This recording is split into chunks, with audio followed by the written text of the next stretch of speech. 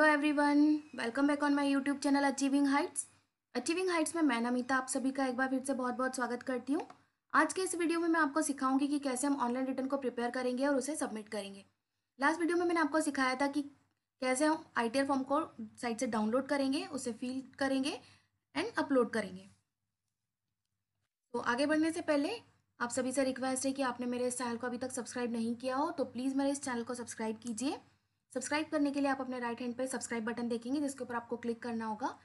It's free of cost to you but mean a lot to मी।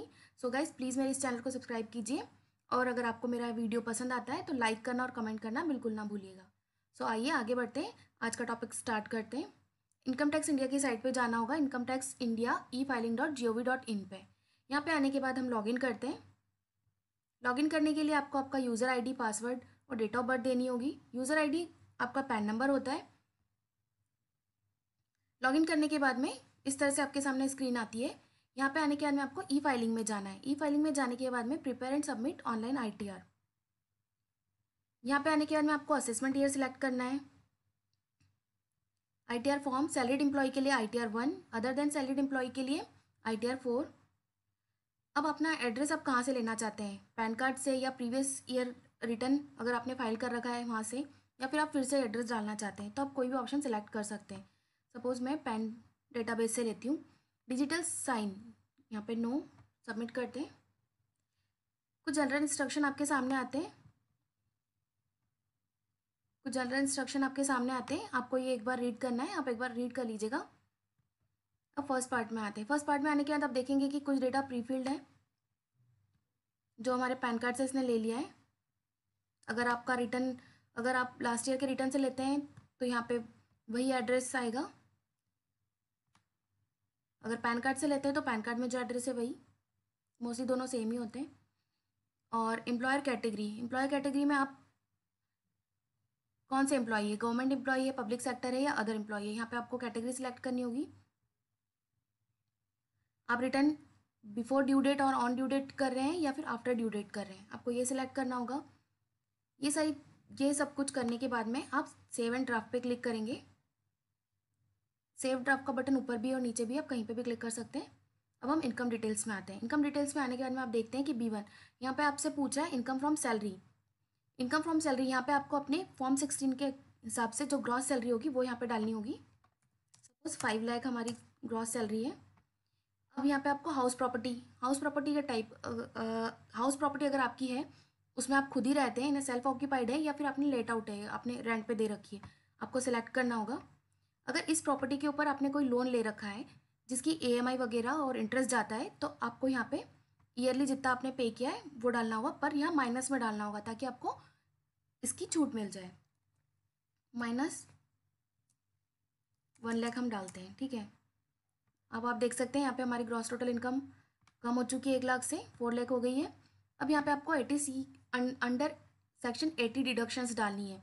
आपने 80C में कितना investment किया है, अमाउंट कॉलम में आपको वो फिगर डालना होगा जो आपने एक्चुअल में इन्वेस्ट किया है, और सिस्टम कैलकुलेटेड में ये ऑटोमेटिक कैलकुलेट करेगा जितना आपको अलाउड होगा।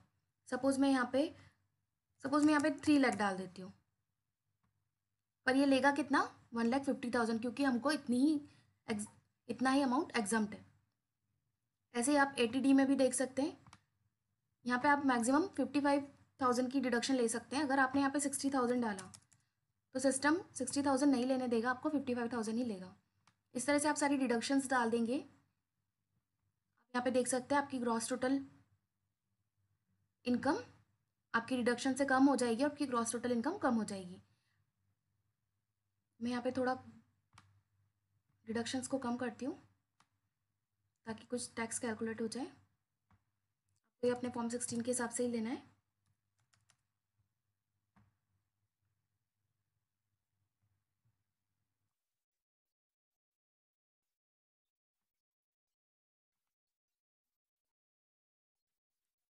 देखिए टैक्सेबल टोटल इनकम हो गई है 3,10,000। उसके हिसाब से इसने टैक्स कैलकुलेट कर लिया ऑटोमेटिकली कि आपका 6,000 टैक्स बनता है। क्योंकि आपकी टैक्सेबल इनकम 5 लाख से कम है तो आपको 5,000 की 87A में रिबेट मिलेगी। तो ये 6 लाख में से 5 लाख की रिबेट लेस करने के बाद में आपका टैक्स बनता है 1,000। इसके ऊपर सरचार्ज लगेगा रुपीज़ का, तो ऐसे आपका टोटल टैक्स बनता है 1030 रुपीज़। आप इसे सेव और ड्रॉप करके आगे बढ़ जाएंगे। फिर आपको आना है टैक्स डिटेल में। टैक्स डिटेल में यहाँ पे अभी कुछ डेटा नहीं आ रहा है क्योंकि यहाँ पे कोई भी टैक्स नहीं कटा हुआ है, टीडीएस नहीं कटा हुआ है। अगर आपका एम्प्लॉयर आपका कोई भी टीडीएस काटता है, टीडीएस काटने के बाद रिटर्न फाइल करता है टीडीएस का, तो आपका यहाँ पे अमाउंट शो होने लग जाता है कि आपके एम्प्लॉयर ने आपका कितना टीडीएस काटा है। और अगर आपके फॉर्म 16 में डिटेल्स लिखी हुई है तो आप अपने एम्प्लॉयर का टैन नंबर, एम्प्लॉयर का नाम, आपकी सैलरी और उसके ऊपर उसने टीडीएस कितना काटा है ये आप खुद भी यहाँ पे डाल सकते हैं। अगर एक से ज़्यादा बार टीडीएस कटा है तो आप यहाँ से ऐड कर सकते हैं। यहाँ पे TDS 2, अगर आपका अदर देन सैलरी कोई टीडीएस कटा है तो आप वो यहाँ पे डाल सकते हैं।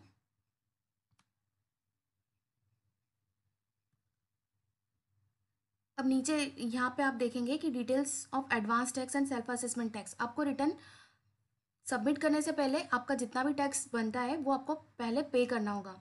जैसे हमने आगे देखा कि हमारा 1030 टैक्स बना है, तो वो हमको पहले पे करना होगा। तो जब हम पे करेंगे तो हमारे पास BSR कोड आएगा चालान पे, वो आपको यहाँ टाइप करना होगा। जिस दिन आपने चालान बनाया है उस दिन की डेट डालनी होगी। चालान के ऊपर सीरियल नंबर लिखा होगा वो आपको यहाँ डालना होगा, और कितना टैक्स आपने पे किया है वो आपको यहाँ लिखना होगा। ये सारी चीज़ें लिखने के बाद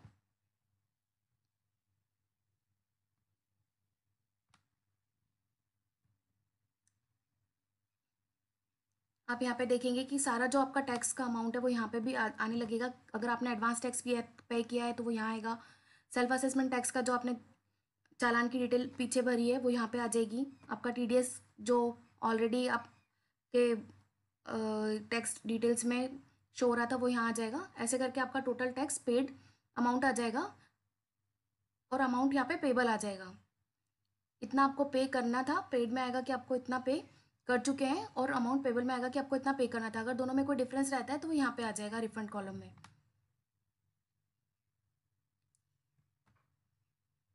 ठीक है, यहाँ पे आने के बाद में आपको आपकी बैंक की डिटेल्स डालनी है। आप कोई भी एक बैंक अकाउंट की डिटेल डाल सकते हैं।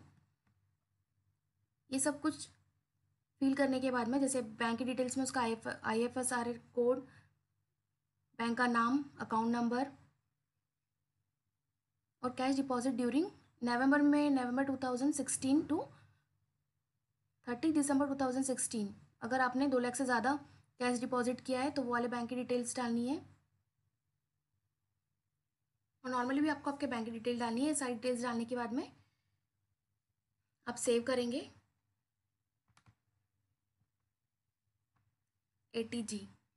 अगर आपने ATG में कोई डोनेशन कर रखा है तो उसकी डिटेल आपको यहाँ पे डालनी होगी। ये सब कुछ फिल करने के बाद में आप सेव एंड ड्राफ्ट पे क्लिक करेंगे। आप एक बार रिटर्न का प्रीव्यू देखना चाहे तो आप देख सकते हैं, और प्रीव्यू एंड सबमिट पे क्लिक करेंगे तो यहाँ से आपका रिटर्न फाइल हो जाएगा।